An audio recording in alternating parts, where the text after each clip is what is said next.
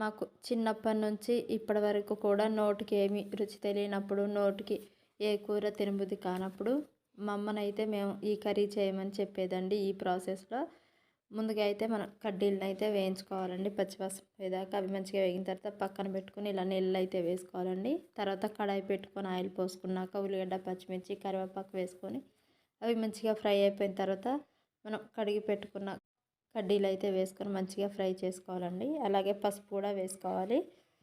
ఇవి వేసుకున్న తర్వాత ఈ మూడు మంచిగా ఫ్రై అయిపోయిన తర్వాతనే అల్లం పేస్ట్ వేసుకోవాలండి. ఇది అల్లం పేస్ట్ పచ్చివాసన పోయేదాకా ఫ్రై చేసుకొని ఇప్పుడు మనం కట్ చేసి పెట్టుకున్న టమాటా, పచ్చిమిర్చి వేసుకోవాలండి.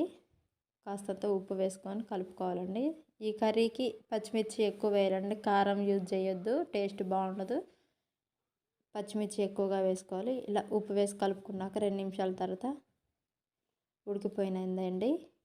ఇప్పుడైతే మళ్ళీ ఒకసారి కలుపుకొని లైట్గా ఒక చిన్న గ్లాసులు వాటర్ అయితే పోసుకొని మంచిగా ఉడికించుకోవాలండి. ఇలా ఉడికిన తర్వాత కొంచెం చికెన్ మసాలా వేసుకొని కలుపుకొని ఒక 2 నిమిషాలు ఉడికిస్తే చాలండి. కర్రీ అయితే రెడీ అయిపోయింది.